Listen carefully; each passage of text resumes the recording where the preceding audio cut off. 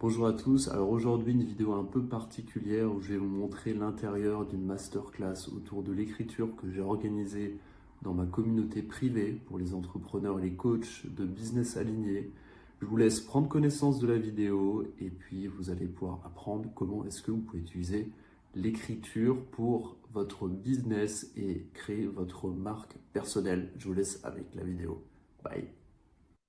Juste dites-moi bien si vous voyez mon écran correctement.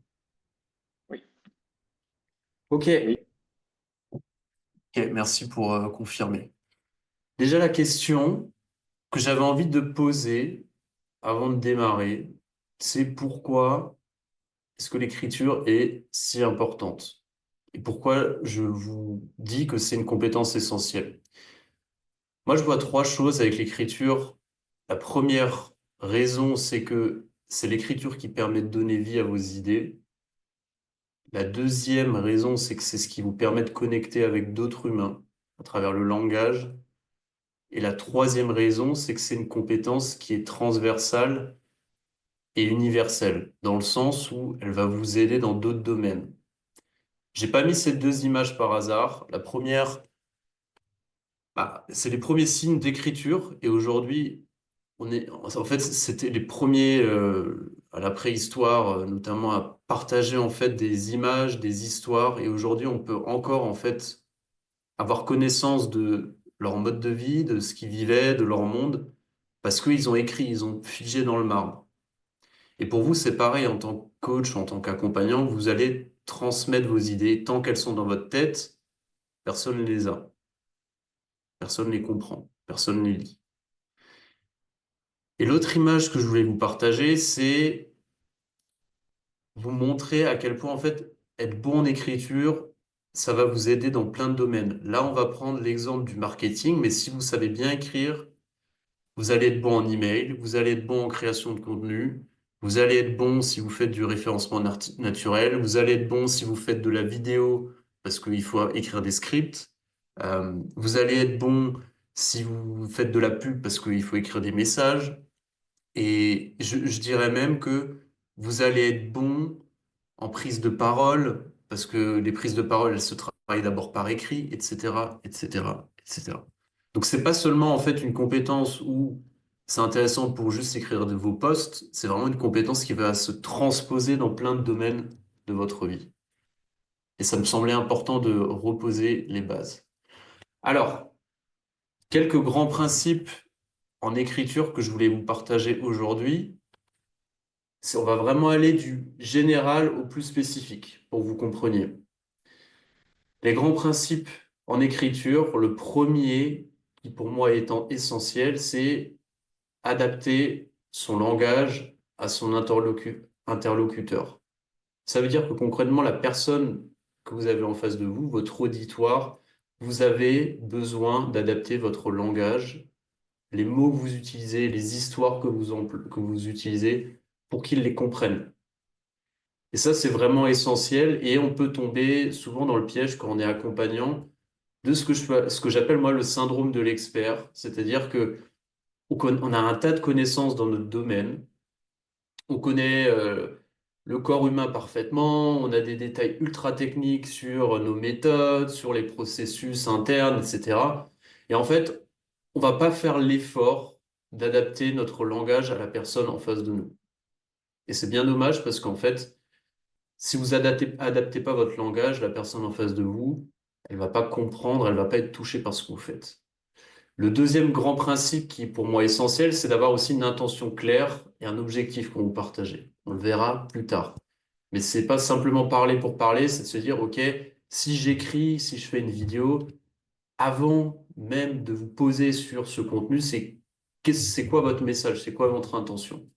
On reviendra là-dessus plus tard. Un des grands principes en écriture aussi, c'est de vous dire que ce qui est important, c'est de divertir, c'est d'éduquer. Et c'est ça qui va faire que vous allez créer un effet de résonance avec la personne en face de vous. Un autre principe, c'est la structure. C'est que si votre pensée, elle part dans tous les sens, il n'y a pas de structure, il n'y a pas d'objectif, ça va être très difficile pour la personne en face de vous suivre. Et votre idée, elle va pas être comprise. Un autre gros principe qui est essentiel en écriture, c'est les histoires. Une histoire, c'est grâce à ça que les gens vont être touchés. Je vous ai mis deux citations en dessous qui, moi, m'inspirent beaucoup et qui, en fait, font un pont sur les deux derniers points, les histoires et faire vivre des émotions aux personnes en face de vous. Une de Nelson Mandela, si vous parlez à quelqu'un dans une langue qu'il comprend, cela va à sa tête. Si vous lui parlez dans sa langue, cela va à son cœur. Et ça, c'est vraiment pour faire écho à ce que je vous ai dit sur adapter le langage et avoir l'intention de faire vivre des émotions. Et la deuxième citation que j'aime bien, qui est une poète américaine, les gens oublieront ce que vous avez dit, oublieront ce que vous avez fait, mais n'oublieront jamais ce que vous leur avez fait ressentir. Et pour moi, cette citation, elle est ultra puissante parce que c'est ce que vous devez absolument faire vivre quand quelqu'un vous lit sur Instagram, quand quelqu'un vous écoute. Et c'est pas évident. Je dis pas que c'est facile, c'est pas évident. Parce que souvent, on a le réflexe d'avoir partagé des idées de façon très rationnelle, mais au plus on va être dans l'émotion, dans les histoires, au plus notre message va avoir de l'impact. Alors,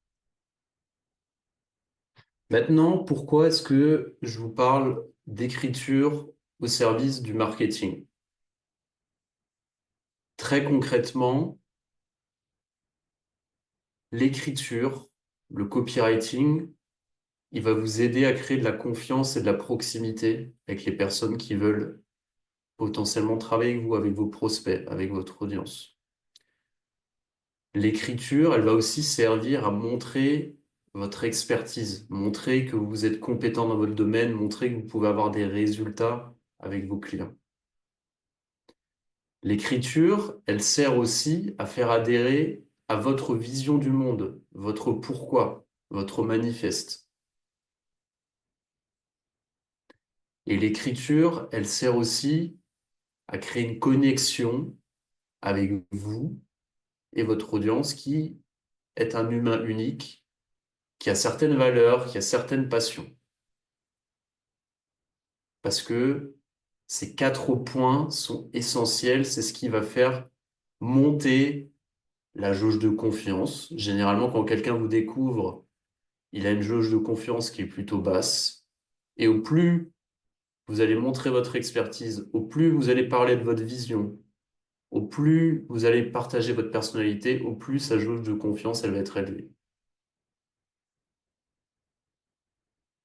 Et je vous partage aussi une citation de Seth Godin, qui est un de mes mentors en marketing, qui est une approche du marketing vraiment authentique et humaine, et qui disait, je vous l'ai lu en anglais, People do not buy goods and services, they buy relations, stories and magic. En gros, les gens n'achètent pas des produits ou des services, ils achètent des relations, des histoires et de la magie.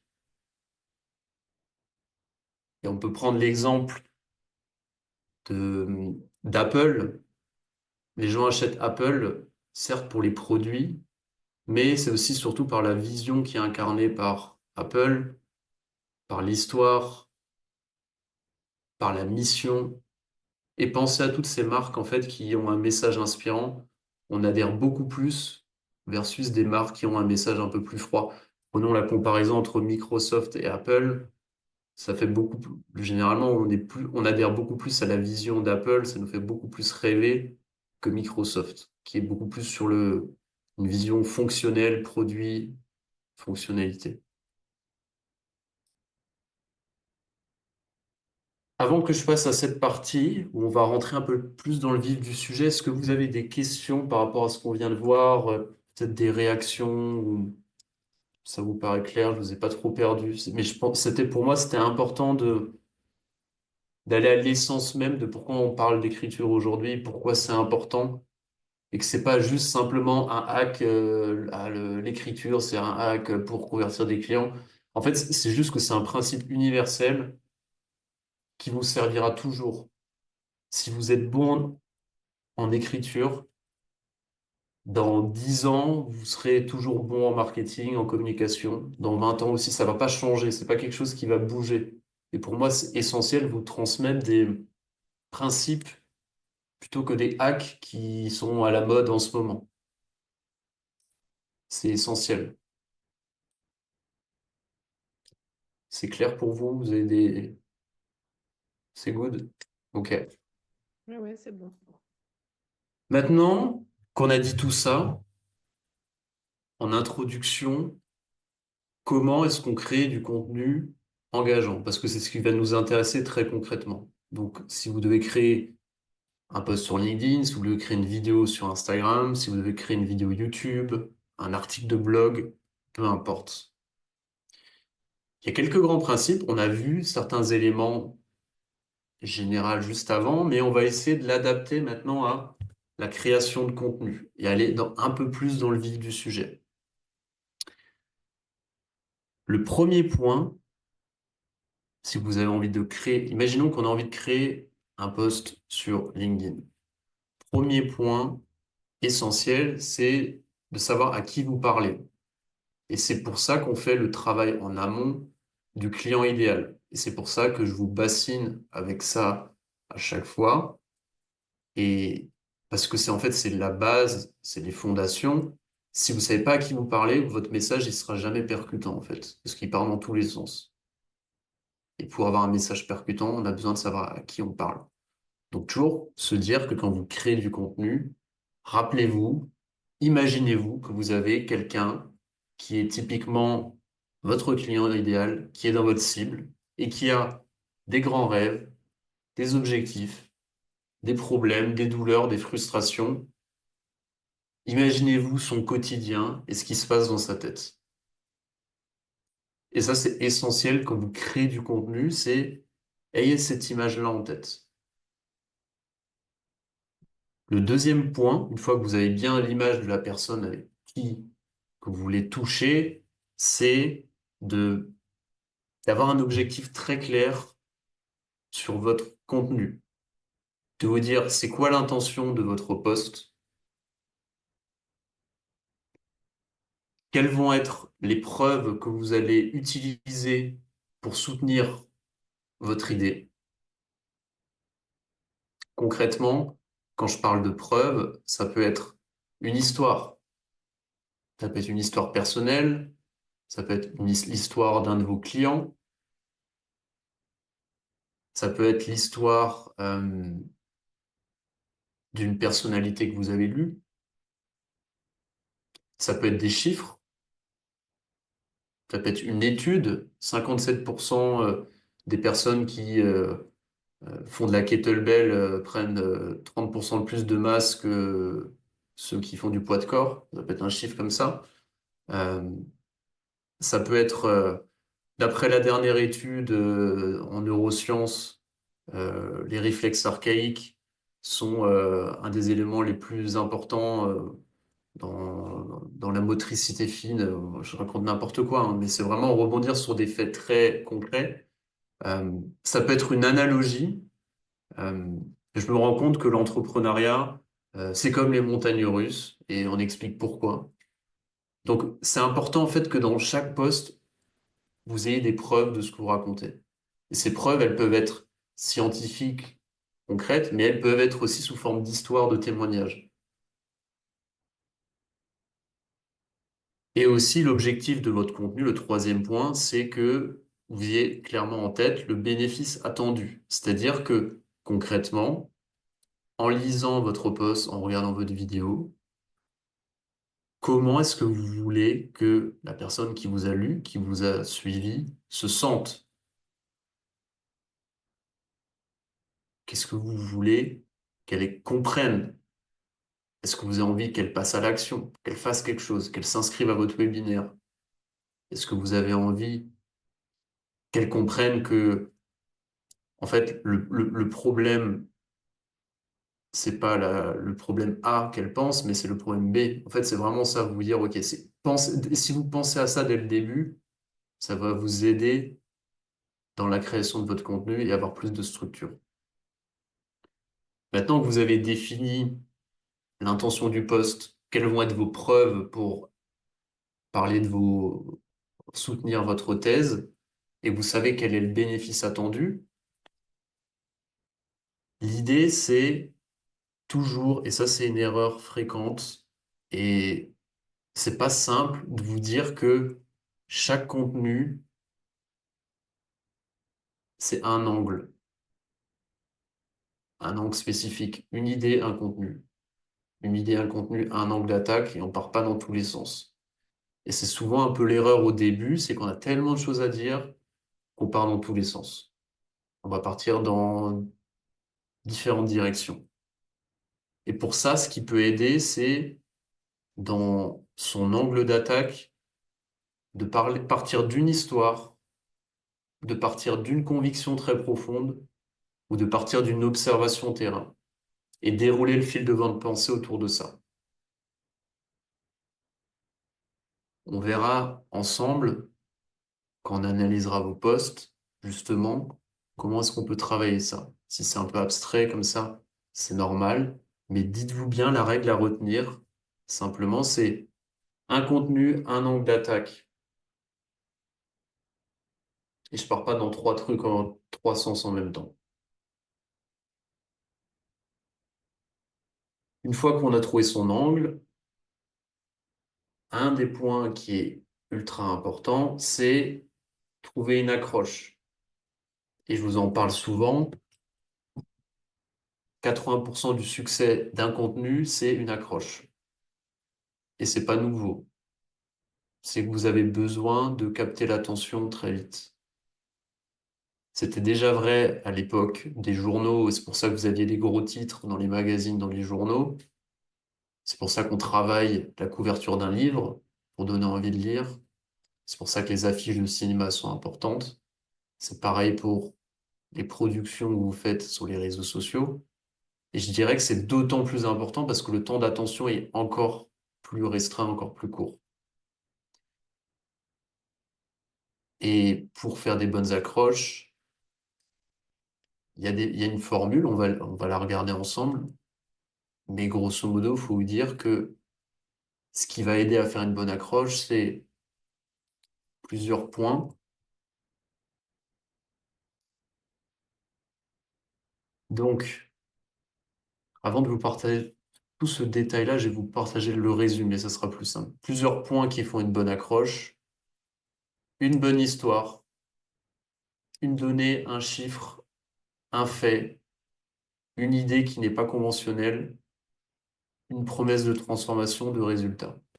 Et ce qui est intéressant, c'est que il y a un marketeur américain, Brett Fully, qui a récemment analysé 700 accroches qui ont été virales sur les réseaux sociaux pour essayer de voir, en gros, quels étaient un peu les grands principes sous-jacents qui faisaient une bonne accroche. Et concrètement, ce qu'il a vu, c'est que les accroches qui créaient le plus de viralité, qui avaient le plus d'attention, elles répondaient à cette formule. Donc, c'est la formule que vous voyez ici, qui est un peu compliquée. Accroche parfaite égale PA plus PT, EE, CP, SN, nanana. L'idée, c'est qu'il y a 10 grands principes qui font une bonne accroche. Et au plus vous avez de ces points, de ces principes dans vos accroches, au plus il y a de chances, en théorie, que votre accroche, elle donne envie et que les gens s'arrêtent sur votre poste. Le premier point, c'est de mentionner une douleur, un désir ou un défi qui résonne avec votre audience. Très concrètement, ça peut être euh, vous avez des règles douloureuses. Voilà, ok, ça c'est une problématique qu'on peut avoir. Euh, vous n'arrivez pas à perdre du poids. Ok. Un autre point, c'est promettre un résultat tangible qui répond à la douleur. Euh, Ça peut être comment sortir de- des émotions négatives. Voilà. Le troisième point, c'est faire évoquer une émotion, utiliser un vocabulaire émotionnel. Donc on en revient sur le fait que c'est les émotions qui transmettent un message. Le quatrième point, qui est important dans les accroches, c'est présenter une idée qui défie la pensée conventionnelle. Je m'explique. Euh, on pense que faire de l'entraînement high intensity est la meilleure façon de s'entraîner. Pour moi, c'est totalement faux. On pense que pour prendre du enfin pour perdre du poids, il faut faire des régimes. Pour moi, c'est tout l'inverse. Donc c'est ce type d'accroche-là. Et elles sont ultra puissantes. Autre point qui est important pour des bonnes accroches, c'est mettre une notion d'urgence et de temporalité. Ça marche toujours bien. Euh, un autre point essentiel, c'est partager une histoire personnelle. Euh, exemple, voici comment j'ai perdu 10 kilos les 6 derniers mois. Ça attire l'attention. On parle d'une histoire personnelle. Suggérer à ton audience qu'elle peut aussi se transformer. Ça peut être par exemple avec la même idée qu'avant. Voici comment j'ai perdu du poids ces 6 derniers mois et je pense que tu peux faire pareil. Et les deux derniers points, c'est la clarté et la concision. Au plus vous êtes clair, au plus on a envie de lire la suite. Et réduire la friction, ça veut dire grosso modo, typiquement, euh, vous avez des difficultés à écrire vos accroches. Voici une formule qui va vous aider. Donc en fait, vous allez enlever une difficulté et vous allez offrir quelque chose d'immédiat qui va libérer une douleur, une tension. L'idée, c'est évidemment vous n'allez pas toujours mettre tous ces points dans vos accroches, mais simplement, quand vous faites vos accroches au début, vous pouvez vous dire, OK, sur ces 10 points, j'ai combien, je remplis combien de points? Et ça peut vous donner une indication. Euh, vous pouvez utiliser typiquement ChatGPT pour faire relire vos accroches. Imaginons que vous mettiez 3 accroches et vous demandez à ChatGPT, d'après cette matrice, combien est-ce que tu me donnerais de notes sur 10 de points par rapport aux critères que je t'ai partagés? Ça peut vous donner des indications. Je dis pas que vous êtes obligé de le faire, mais ça peut vous aider au début pour challenger un petit peu vos accroches. Et donc là, déjà, on a un début de quelque chose en termes de création de contenu.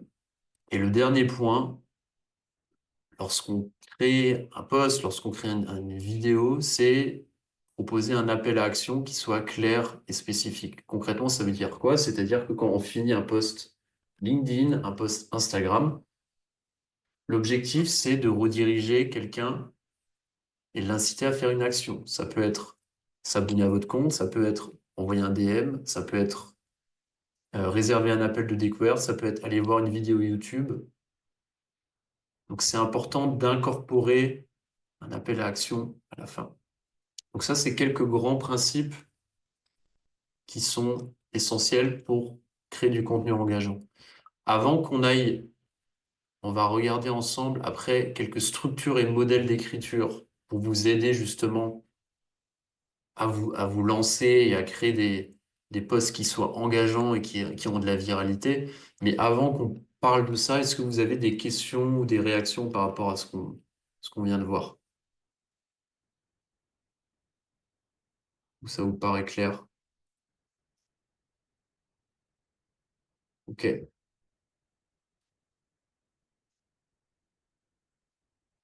Alors, pour vous aider, je voulais vous partager aujourd'hui quelques modèles d'écriture qui peuvent vous aider à structurer votre pensée par rapport à tout ce qu'on s'est dit juste avant. Alors, l'idée, c'est pas forcément d'appliquer à la lettre ces modèles, pas vous enfermer là-dedans, mais moi, je trouve qu'au début, ça peut vous aider pour éviter de partir dans tous les sens, pour éviter de développer 15 idées à la fois. Euh, en fait, ça va vraiment vous aider à suivre un peu ce qu'on a vu durant les slides précédentes. Et dans ces modèles d'écriture, il y en a plein qui existent et vous allez sans doute trouver votre propre modèle. C'est l'idée, un modèle qui vous ressemble. Mais moi, il y en a trois que j'aime bien partager. Et je pense que ça fait partie peut-être des plus connus. Le premier, c'est AIDA. Le deuxième, c'est le modèle PASS. Et le troisième, c'est le voyage du héros, qui est plus un modèle de storytelling. Concrètement, le modèle AIDA, donc, c'est plutôt utilisé en marketing et en publicité. Donc là, ça va vous aider en fait à créer de la structure dans vos posts. Étape 1, étape 2, étape 3, étape 4. Le modèle AIDA, c'est concrètement, le A veut dire attirer l'attention avec un titre percutant. Donc c'est vos accroches, c'est ce qu'on a vu tout à l'heure. Donc ça, c'est la première étape, avoir une accroche. La deuxième étape, c'est susciter l'intérêt avec des faits captivant une histoire engageante. Amener à ce qu'on s'intéresse à votre poste. La troisième étape, c'est créer du désir en montrant les bénéfices de votre produit, de votre service. Et la dernière étape, action, inciter à agir, acheter, inscrire, cliquer, s'abonner. Ça, c'est un framework, template, on appelle ça comme on veut, assez courant, que vous verrez beaucoup en publicité, quand on écrit des articles de blog, sur YouTube, etc. Il est simple et vous pouvez vraiment en fait l'utiliser pour, quand vous écrivez un post, vous dire, OK, est-ce que ça respecte un peu cette temporalité-là? Le deuxième modèle qui est assez proche du modèle AIDA, c'est le modèle PASS. Problème, agitation, solution. Concrètement, problème, la première étape, c'est identifier un problème spécifique à votre client. La deuxième étape, c'est que vous allez agiter ce problème et essayer d'aller creuser à la racine du problème, l'origine, les symptômes, les conséquences, pour amplifier l'impact émotionnel de ce problème, à montrer que c'est important. Et la troisième étape, présenter une solution pour se libérer de ce problème et partager votre approche unique. Donc c'est un modèle qui marche bien, qui est assez simple, et qui peut vous aider dans la structuration de votre post, de votre vidéo, etc. Et les deux derniers modèles, qui est, moi je trouve intéressant et moi je l'aime bien l'utiliser, c'est le voyage du héros. C'est un modèle qui est inspiré du cinéma, de l'écriture, de, du roman, bref. Dès qu'on raconte des histoires, souvent en fait, on va en fait avoir ce type de modèle qui est mis en jeu. Concrètement, je vous partage une version simplifiée parce que il y a différentes versions, mais il faut comprendre que ce modèle, il part d'un appel à aventure. Donc ça peut être vous, votre propre histoire. Donc c'est-à-dire que peut-être que je vais prendre peut-être le poste de Rouliane que tu as fait aujourd'hui. Ça se rapproche de ce que tu as pu faire. Tu rencontrais, tu étais dans une situation avec un challenge dans ta vie. Donc tu étais dans ce que vous voyez ici, dans l'adversité. Quelque chose qui, dans ta vie, te challengeait. Tu sentais qu'il y a quelque chose qui n'allait pas. Tu avais un défi. Donc tu es parti d'une adversité, un problème perso à toi, et tu es parti dans une quête pour résoudre ce problème. Tu as eu toute une phase de remise en question, d'apprentissage, de difficulté, jusqu'à ce que tu comprennes qu'il y avait quelque chose dans ton quotidien qui n'allait pas forcément. Peut-être que tu as rencontré des mentors sur ta route, peut-être que tu as découvert un livre qui a tant changé ta perspective, peut-être que tu as mis en place des choses qui ont changé ta vie, et donc tu es passé d'un état où tu étais très bas, tu étais dans la difficulté, à une remontée sur un niveau de bien-être, d'épanouissement, etc. Et tu t'es transformé. En fait, la plupart des histoires suivent toujours cet arc narratif-là, c'est que il y a un appel à aventure, parce qu'il y a un challenge, on quitte sa vie normale, on va avoir des défis, des obstacles, des apprentissages sur le chemin, on va se transformer, on va devenir plus fort et on va résoudre le problème. Et on retourne à la maison, transformé, victorieux, plus épanoui. Et en fait, vous pouvez utiliser cette structure-là dans vos posts pour créer une connexion émotionnelle avec vous, votre personnalité, votre parcours. N'oubliez pas que souvent, pour la plupart d'entre nous, ce qu'on partage à nos clients, on le partage parce que nous-mêmes, on l'a vécu. On a eu des péripéties, on a eu des problèmes, et on les a alchimisés, on les a transmutés. Et au plus vous allez raconter ces histoires-là, comment est-ce que vous êtes sorti de l'ornière, comment est-ce que vous avez résolu vos problèmes, au plus vous allez créer en fait une connexion émotionnelle, parce que vous racontez une histoire, parce que les gens vont raisonner par effet de résonance, parce que vous partagez des émotions, parce que vous êtes authentique. Et donc moi, ce dernier modèle, je l'aime bien, parce qu'en fait, il vient vraiment créer une connexion puissante. Et c'est une façon très personnelle de faire du marketing.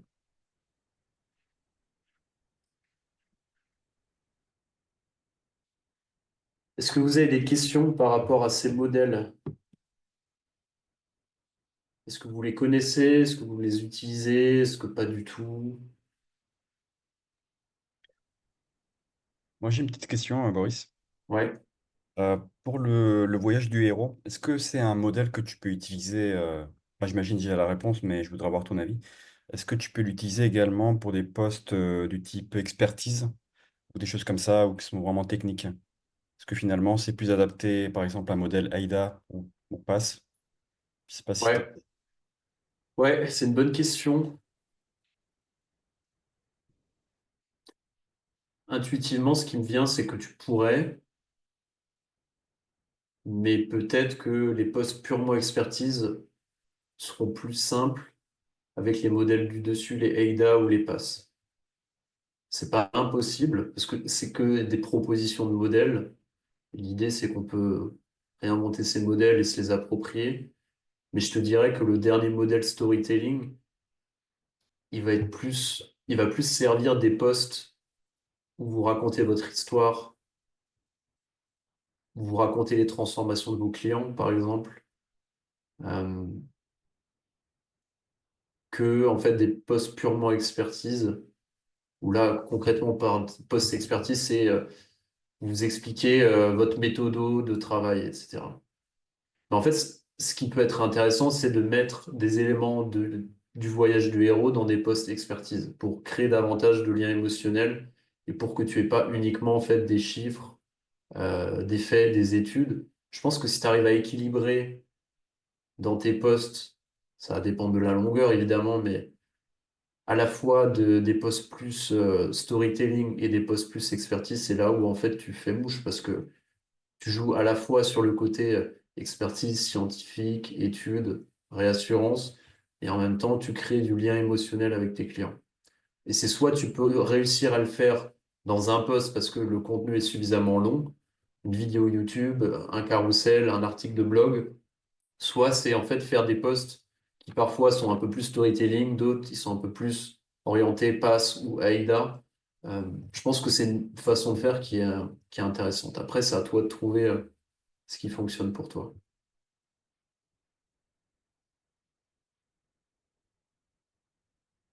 Est-ce qu'il y avait d'autres questions ou remarques ou... Ok. Et je voulais finir avant qu'on passe à la partie pratique avec quelques principes qui, selon moi, vont vous aider en écriture, en storytelling. Le premier principe que moi, qui me semble essentiel et vraiment, je peux que vous inviter à l'avoir toujours en tête, Faites simple. Et simple, ça veut pas dire simpliste. C'est le fameux en anglais, less is more, moins mais mieux. Et j'aime bien cette citation de Léonard de Vinci qui disait la simplicité est la sophistication suprême. C'est valable aussi en écriture. Au plus votre post, carrousel, vidéo est courte, simple, au mieux c'est. Si vous pouvez dire la même chose avec moins de mots, avec un mot, dites-le. S'il y a des mots superflus, supprimez-les. Le deuxième principe, et ça peut paraître contre-intuitif quand on démarre, quand on écrit, c'est écrivez comme vous parlez. Et pour ça, n'hésitez pas à relire vos posts à haute voix en vous demandant si est-ce que je parle comme ça? Est-ce que ça sonne bien? Ou est-ce que la phrase est à rallonge? Est-ce que c'est trop long? Est-ce que j'utilise ces mots dans la vie quotidienne? Parce qu'au plus vous allez écrire comme vous parlez, au plus vous allez être authentique, vous allez être vous-même, et au plus ça va être fluide et simple à lire. Et n'oubliez jamais que le temps d'ascension sur les réseaux sociaux est court. Donc vous avez besoin d'avoir un langage fluide qui ne vous demande pas de trop vous concentrer. Si vous utilisez des mots trop techniques, ça peut perdre les gens. Ça veut pas dire que vous ne devez pas en utiliser, mais si vous pouvez dire simplement les choses, imaginez que vous avez un enfant de 10 ans en face de vous et que cet enfant puisse vous comprendre. Troisième principe qui est essentiel, moi ça, vous n'allez pas être surpris, mais d'être vous-même. Soyez vous-même, les autres sont déjà pris, disait Oscar Wilde. C'est toujours important de se le rappeler, parce que je sais que sur les réseaux sociaux, et moi le premier, et ça m'arrive encore, on a tendance à regarder ce que font les autres, on peut se comparer, mais en fait, au plus vous allez vous comparer, voir ce que font les autres, même pour faire votre étude de marché, au plus vous allez vous déconnecter de votre génie. Donc c'est bien de s'inspirer des fois pour voir les formats qui marchent bien, pour voir les sujets qui marchent, mais c'est important de mettre sa sauce aussi derrière. Autre conseil que je peux vous partager, c'est écrivez sur le papier, ça va vous aider à trouver votre tonalité, votre voix. On a tendance aujourd'hui à tout faire sur l'ordinateur. Moi, le premier, pendant des années, j'écrivais tout sur ordinateur. Et là, franchement, depuis que je reviens au papier, c'est beaucoup plus simple d'écrire. Parce que je me corrige pas. Sur un clavier, vous allez trop réfléchir quand vous êtes en train d'écrire. Sur papier, ce que je vous invite à faire, c'est de laisser écrire comme ça vient. Et vous repassez dessus après. Mais vraiment, moi, je peux vraiment que vous encourager à écrire sur papier. Votre premier jet, au moins.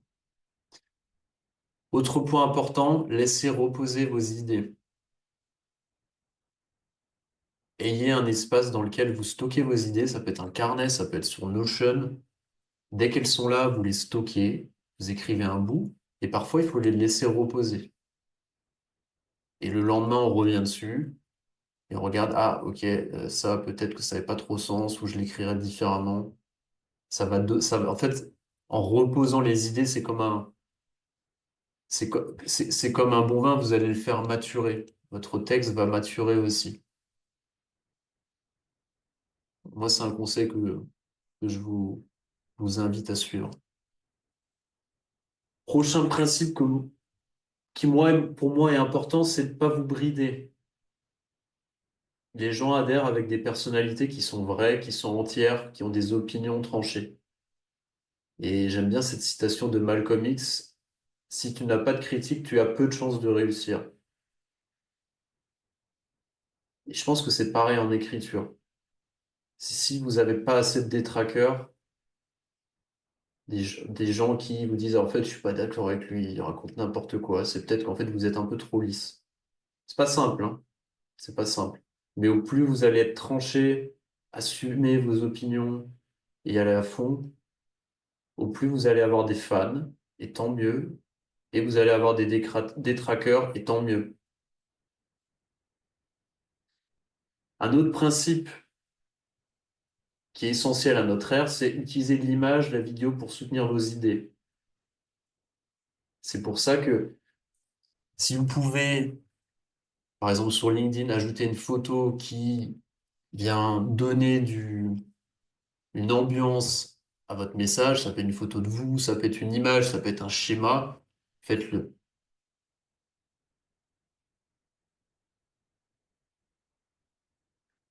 Autre principe, repeaufinez vos accroches.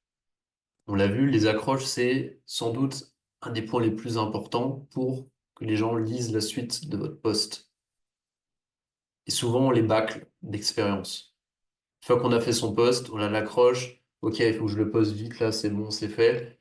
N'hésitez pas à reprendre 5 minutes pour relire cette accroche et dire, ok, bon, est-ce que ça donne suffisamment envie de lire la suite ou pas? Reprenez ces 5 minutes parce que quand on sait que 80% d'un succès d'un post, c'est une accroche, ça vaut le coup de passer 5 minutes de plus pour la relire. Autre principe qui, pour moi, peut vraiment vous aider, c'est utiliser l'IA pour vous relire et vous aider à mieux structurer vos idées, pas pour générer vos idées. Aujourd'hui, on voit de plus en plus de personnes qui utilisent l'IA pour créer des posts de A à Z. Pour moi, c'est une énorme connerie, ça sert à rien parce que vous allez être lisse. Euh, Ça montre pas du tout votre personnalité, ça fait une espèce de gloubi-glouba, une moyenne qu'on trouve sur Internet. Ça n'a aucun sens. Par contre, l'IA peut vous aider à relire vos posts, éventuellement à vous corriger un peu les fautes grammaticales, à aérer un peu vos posts. Euh, mais attention avec ça, c'est que l'IA peut aussi dénaturer votre tonalité. Donc ne pas hésiter à demander à l'IA de garder la forme et le fond. Parce que votre tonalité, votre façon d'écrire, elle amène aussi une émotion. Si vous avez une tonalité un peu, je sais pas, revendicatrice ou une tonalité un peu empathique ou peu importe, vous avez tous chacun un style. C'est comme quand vous parlez, vous avez une façon de vous exprimer et l'IA elle peut dénaturer votre tonalité. Et pour moi, c'est pas le but. Le but, c'est plutôt que l'IA elle vienne vous corriger, aérer, vous aider à dire les mêmes choses, peut-être de façon plus courte. Mais l'utilisez pas pour écrire vos posts de A à Z, ça sert à rien. Et le dernier principe, et puis après on va finir sur cette partie théorique, si on veut devenir bon en écriture, il faut écrire. Voilà, avec ça, tout est dit. Donc il n'y a pas de recette miracle. Là, je vous ai partagé quelques grands principes, mais la clé, si vous voulez devenir bon en écriture, il faut écrire. Il faut que ça devienne un jeu pour vous. Et ce que je peux vous encourager à faire, c'est avoir une routine d'écriture. Par exemple, euh, tous les matins, pendant 30 minutes, écrire dans un carnet vos idées, comme ça vient. Écrire des idées sur des concepts, sur des posts que vous pourriez faire, etc. Et en fait, ça va vous aider à devenir meilleur en écriture. J'espère que cette vidéo vous a été utile et que vous avez appris plein de trucs sur l'écriture et comment est-ce que vous pouvez l'utiliser dans votre activité d'accompagnant et d'entrepreneur. Pour ceux que ça intéresse, j'ouvre en janvier 2025 quelques places pour rejoindre le programme Business Aligné. Si ça vous intéresse, je vous mettrai le lien plus bas dans cette vidéo. Vous pourriez aller voir l'intérieur du programme, tout ce que contient le programme et vous pouvez candidater directement sur cette page. Je vous souhaite de très belles fêtes de fin d'année et je vous dis à très bientôt. Bye bye.